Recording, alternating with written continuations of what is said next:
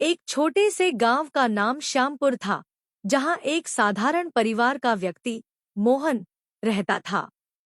मोहन बहुत ही ईमानदार और मेहनती किसान था, लेकिन पिछले कुछ वर्षों से उसके जीवन में कुछ भी ठीक नहीं चल रहा था। खेती में लगातार नुकसान, पारिवारिक समस्याएं और आर्थिक तंगी ने उसे पूरी तरह से निराश कर दिया था। उसने अपनी मेहनत में कोई कसर नहीं छोड़ी थी, लेकिन फिर भी उसे कभी सफलता नहीं मिल रही थी। वह सोचता, क्या जीवन में कभी कोई खुशियां आएंगी? क्यों मेरे जीवन में इतनी समस्याएं हैं?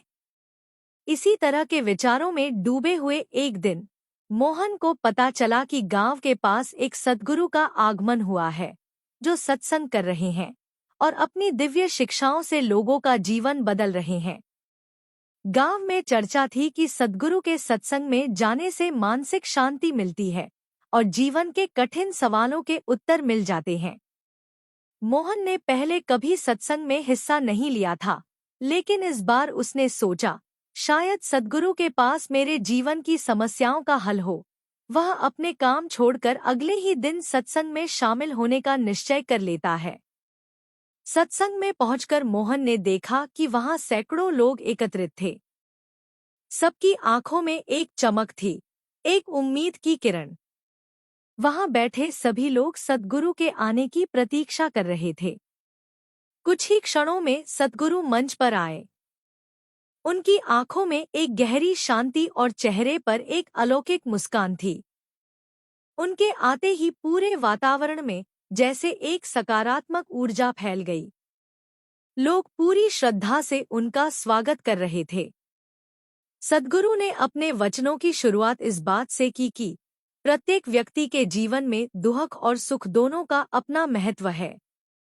दुख हमें सिखाते हैं कि हम अपने भीतर झांकें, अपनी कमजोरियों को समझें और अपने आत्मविश्वास को बढ़ाएं। हमारे जीवन की हर घटना हमें कुछ सिखाने आती है। मोहन ने बड़े ध्यान से सद्गुरु के वचनों को सुना। सद्गुरु ने कहा, हम अपने जीवन की समस्याओं को अक्सर बाहर के कारणों पर थोपते हैं, लेकिन वास्तविकता यह है कि समस्याओं का हल हमारे भीतर है। जब हम खुद को बदलने का प्रयास करते हैं, तो धीरे धीरे हमारे बाहर की दुनिया भी बदलने लगती है। अगर हम खुद को, अपने विचारों को, अपने दृष्टिकोण को बदल लें, तो परिस्थितियां भी हमारे अनुकूल होने लगती हैं। सद्गुरु के वचनों ने मोहन के हृदय में गहरी छाप छोड़ी। उसे महसूस हुआ कि अब तक उसने अपने दुखों का कारण दूसरों को समझा था, लेकिन आज उसे पता चला कि शायद वह खुद ही अपनी समस्याओं का कारण है।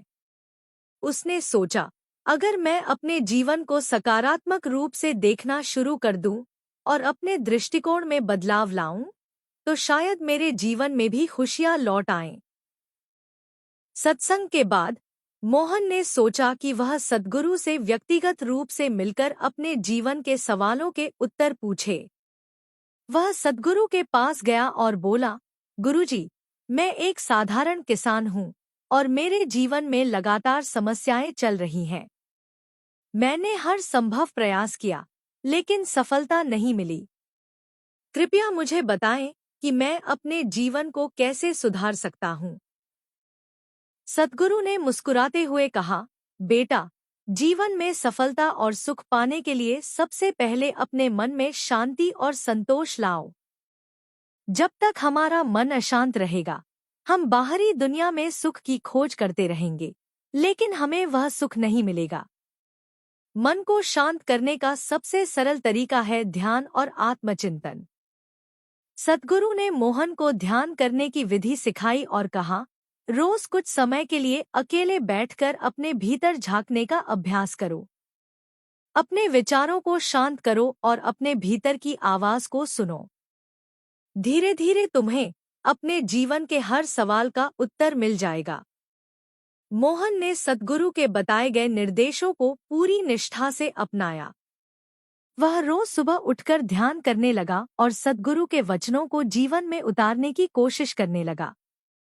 उसने अपनी सोच को सकारात्मक बना लिया और हर परिस्थिति में शांति बनाए रखने का अभ्यास किया। धीरे धीरे उसने